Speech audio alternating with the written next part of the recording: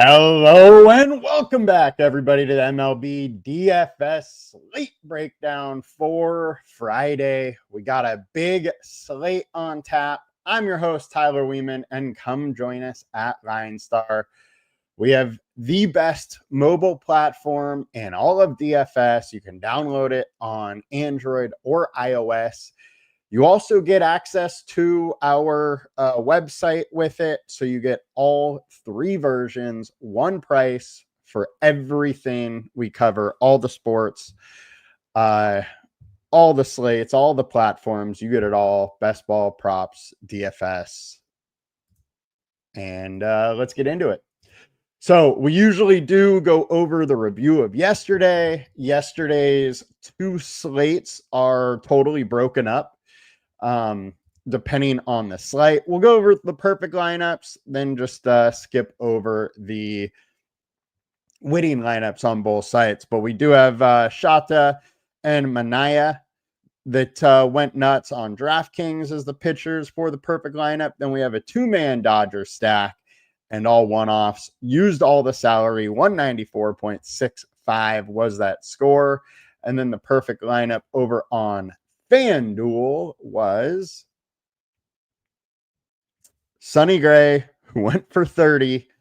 No pitcher really stood out yesterday. And then we had a two-man Boston stack and all one-offs. 32.8 salary used, 252.7. Weird day of baseball yesterday, but hey, we're back. We got a giant slate today. 13 games. No major weather concerns. There is, scattered showers in Atlanta. Tampa Bay has its normal issues, with potential rain, but Tampa does look like all the rain is going to be before the evening, so we should have a full go there. And as far as hitting weather, it is the best hitting weather on the slate. Game total of 9. A lot of different ways we can go on this slate. Let's start talking by the highest owned pitchers. Max Fried, 9,500, and he is 20% owned, is our highest owned pitcher at this point. And I think he's in a decent spot. The one thing I have to caution you here is that he has just been off lately. And it's really been like, this is his last 5 start number of a 4.41 FIP with only a 22% K rate. But it's really gone back almost 2 months. If we look at his chart here, he had one good start in late July. But outside of that, you have to go back to June 25th. So in a 2 months of time frame, he has had one good usable start. That is definitely a little bit scary. He has done well versus Boston in his past. 25 versus them earlier this season. 38 versus them last year. He does have some upside, but there is definite reasons to worry about him in this spot. He is, however, averaging 20% more fantasy points at home. Now, Boston is a good offense. Fried for the whole year has been very solid. His StatCast data has been very solid lately. The only issue here is Boston has been hitting very well. And then over the last month and a half, 2 months or so, Fried hasn't been very good. Do with that information which you will. I'm going to have some Fried. His price is lower than it should be. The upside is there, but I am also a little bit worried. I think Fried's a good play, but you don't have to go all in. Next, we got Blake Snell, 19% owned versus the San Diego Padres. In Petco, place that Snell has been for a while. 2.38 FIP over his last 20, 3.79 over his last 5. He's only had a couple starts here since coming back from the IL. 18, 19, and 32. Only has gone 6 innings in one of those situations. We know the thing with Snell is he can get a little wild. Padres definitely know that too. And I think how this one breaks down is Snell finding the zone or not, and that is the big situation. Now, Snell's a lefty. Padres haven't been the best versus lefties, so I do like the upside in this matchup, but I also am worried a little bit by the fact that there's a 13% K rate over the last 20 games for the Padres versus lefties. But outside of hitting the ball hard, they haven't done much else. Padres are way worse versus lefties, and obviously Snell is one of the better lefties. So I'm fine going Snell. Don't mind the spot. He saw them last weekend, and put up 19. I think that that K rate for the Padres versus lefties is my big concern there. Next, we got Nathan Eovaldi, 10.3K. He's around similar ownership here, and he's another guy that has struggled over the short term. 3.01 FIP over his last 20 starts, but 4.44 over his last 5. Now, the ERA has stayed low. He has kind of skated through that. And if you look at his FIP over his ERA over the last 20, it's similar. He has been able to handle a FIP much higher than that ERA. So maybe that elevated FIP isn't as big of a worry, for most pitchers in this spot. K rate wise, 24.7 over the last 20, 21.1 over the last 5. He allows a lot of fly balls, but outside of that, the stat cost data is fine. And the fly ball situation really doesn't scare me when he's at 20% hard contact and 21% soft contact. And then you get the splits wise, and it's decent. Don't mind attacking this team with Eovaldi with a 22% K rate over the last 20 starts, 21.5% combined K rate. I don't mind some Eovaldi versus Cleveland, and you got to pay up for it, but I do think it's a little safer than, say, Fried or Snell. And upside is similar with Fried. Snell's upside is just higher than, all these guys. Next, we got Zebby Matthews at 7,700. I do think Zebby Matthews is pretty interesting in this spot versus the White Sox. He has a 3.94 FIP over his last 5 starts with a 29.9% K rate. His K rate over the bigger span, 27.3. Now, he's a guy that hasn't really worked deep into games, but the K rate is there, and that's why it's interesting to me. If he can be a little efficient today, there is ceiling, but the likelihood of him going 6 innings is still very, very low. But that 30-point upside at his price is absolutely there. I think most likely situation is, mid-20s for him in this matchup. I don't mind the matchup versus the White Sox, even though, over the short term, they've been hitting decently. But, versus righties, it's just been all right. So Zebby Matthews at 7,700 is definitely a value play you can go to. Next, we got to talk about Bryan Woo. 3.77 FIP over his last 20, 3.83 over his last 5, 30% K rate over that span. He does pitch better at home in the pitcher-friendly confines of T-Mobile Park. And his StatCast data is scary. Too much hard contact, but this is a guy, if you want consistency, there is no pitcher in baseball that has been as consistent as him. He works deep into games. He works efficiently. The K rate's there. The ceiling's there. The issue over the last 20, Oakland's been hitting very well. 273 average, 215 ISO, 355 WOBA, but Woo has done very, very well versus them in the past. 25% combined K rate. I have a hard time totally fading Woo. I will have some without a doubt. They are big time favorites. Only game total of 8. Woo, with how consistent he's been and how, his track record versus the A's, I think you need to consider him. Shane Bieber, 9K. All right.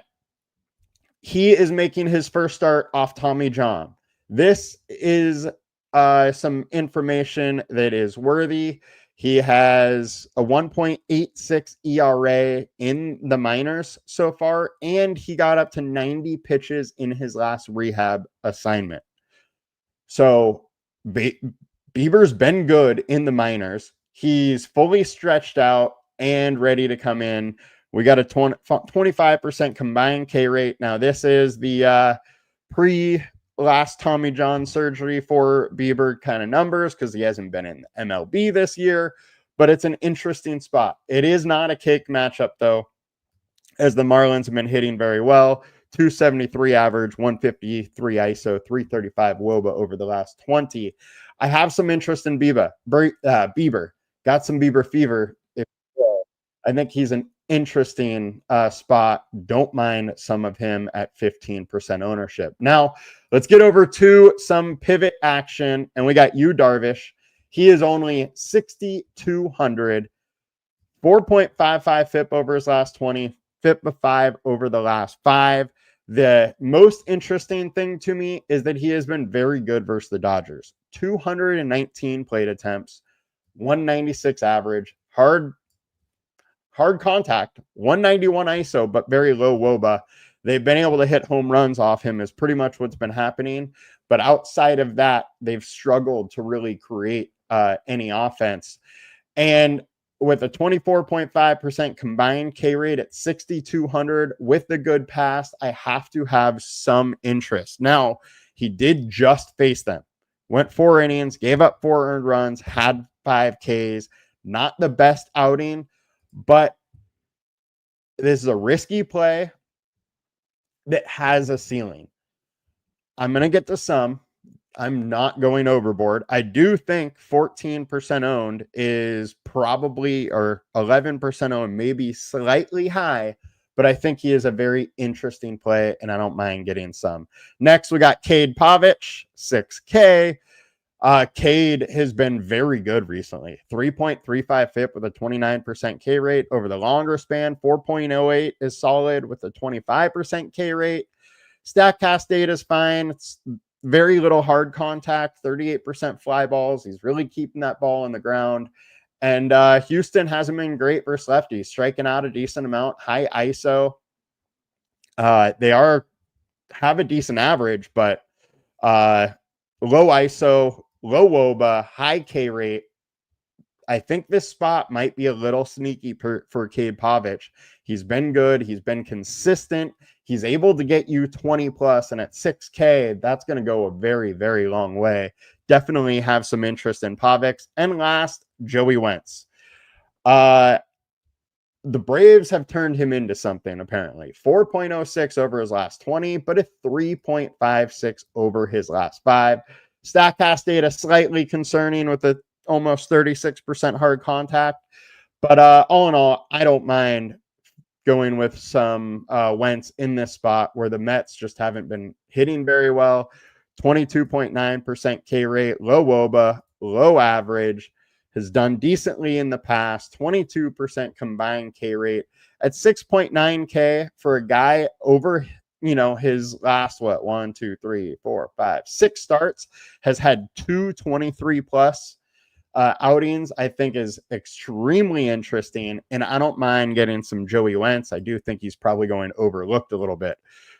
It's kind of interesting today that we have some real value pieces in Darvish, Pavich, and Wentz that aren't getting ownership and have solid ceilings.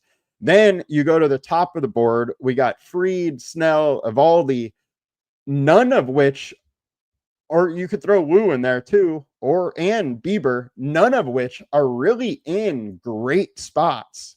So I think, some of these high-priced pitchers are absolutely going to fail in this spot. And with that, the low-priced, low-owned ones make a lot of sense. Now, 1 or 2 of these guys, the high-priced guys, will pay off, but which one? I think you got to mix and match some of the high-priced and low value, low owned plays, because I think it's a very interesting way to get a bit different today. Bieber and Beaver playing today. Yes, Bieber and Beaver are playing. That is kind of funny, Hal. Thank you for noticing that. And also, thank you guys for showing up. Appreciate it. Would not be here without you guys. If you have questions, please let me know. Now, getting over to FanDuel, our high-owned pitchers over here. We got Woo, we got Fried, we got Evaldi, and Zebby Matthews. Now, personally, for me on FanDuel, I'm out on Zebby. The fact that he just doesn't go 6 innings enough is my worry there. Now, if you want to go there, I understand it. The ceiling is high enough at 8,300 to go there. There are very few pitchers that have that type of ceiling, and so I don't mind some of Zebby there. Also, you got Blake Snell being a low-owned play. I think Cade Pavich has some interest. You could go to Darvish again. The ceiling is high enough for them. But I really wouldn't do too many with one pitcher on FanDuel. I think one of these guys, Evaldi, Fried, Woo, Snell, probably have a good enough game where you just had to have them, and it's not much of a reason to go down on the board and search for one of the other guys. So I may have a little Pavich, may have a little Darvish, but it's not going to be the focal point of my pitcher ownership. Now, let's get over to some stack attacks before we can round this out. So, our highest owned stacks of the day, we got Houston versus Cade Pavich. Personally, I am not going to do that. I may have a very little bit of Houston, but I think Cade, he is a big-time prospect. He's been pitching well lately. And versus lefties, Houston hasn't done that well. I think Houston's going over owned. I don't mind a little bit if you want to get some. They are projecting decently, but I'm probably going to shy away and go a little bit different here from the stack standpoint. I actually do prefer Baltimore than I do Houston. Our highest projected stacks, we got the Yankees, Arizona, and Boston popping up. Yankees have done okay versus Bello. Neither necessarily has had the other's number.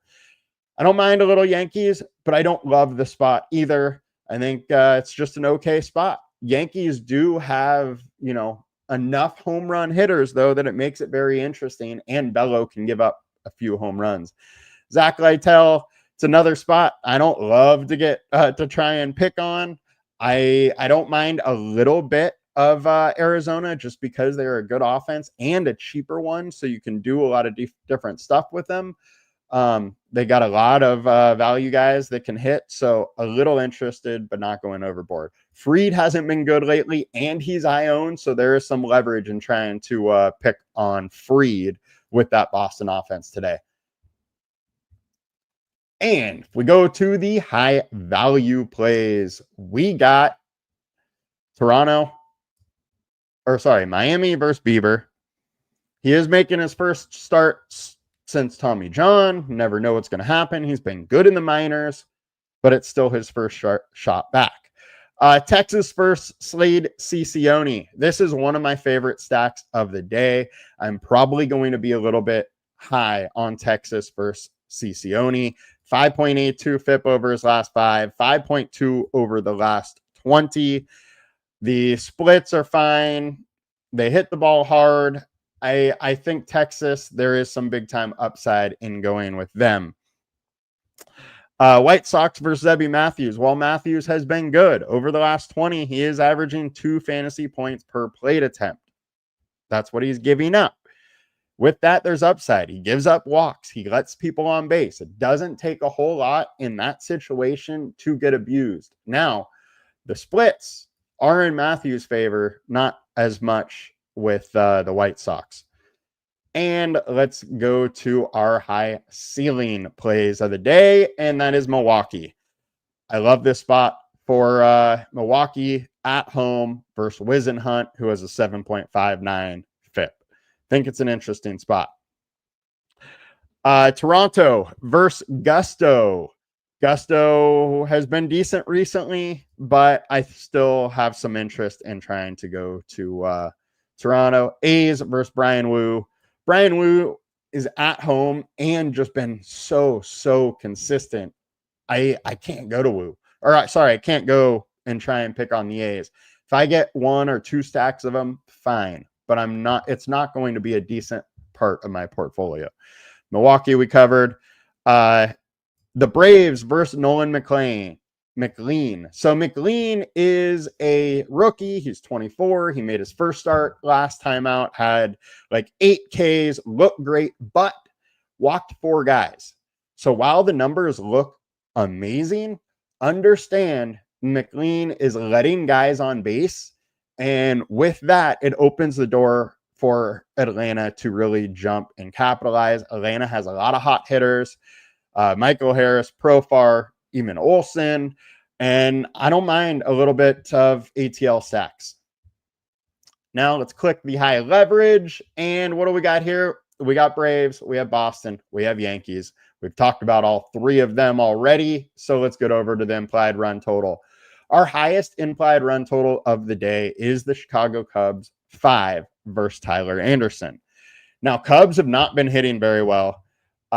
Don't totally love the spot for the Cubs. Liddell, go A's. Sorry for bad mouthing them a little bit, but I just don't love their spot today. I'm sorry. Sorry, I'm not sorry. What's up? Yes. Baltimore at 4.8 versus McCullers. McCullers, Grandpa McCullers, 8.24 FIP over his last 5. He just is back from injury. You really never know what you're going to get from McCullers. He can be good or get absolutely crushed. And with Baltimore being at home, I do think it's very interesting. You are not very good versus Brian Wu. He is a very good pitcher, especially at home. So I'm glad you agree with me that it's a tough spot. Yankees versus Bello, Tampa Bay versus the Cardinals. This is the best hitting weather spot of the day, and Mikolas 5.2 FIP is fun to stack against, so I don't mind that. Arizona versus Lytle, Houston 4.7, Milwaukee versus 4.7. So Milwaukee, Tampa Bay, Baltimore are probably my 3 favorite stacks from this top part. And then if we go down, we got Detroit versus KC. Don't mind it. Don't hate it. Berger's been good, but, still his first season in MLB, and there's going to be some adjustments to him where he probably gets blown up soon. I just don't know if it's today. Seattle versus Morales. Don't mind a little bit versus Morales. Don't love it.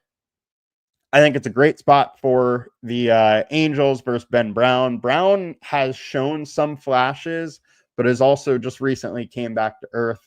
Minnesota versus White Sox, I'm fine going there. I took walks for Casey Mize and Max Fried. Yeah, that's fine. I think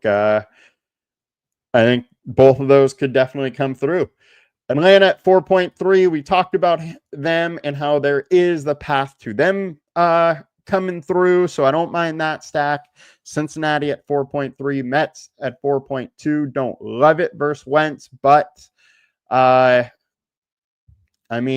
it's Joey Wentz. Like, his whole body of work hasn't been that good. His body of work with the Braves has been very good.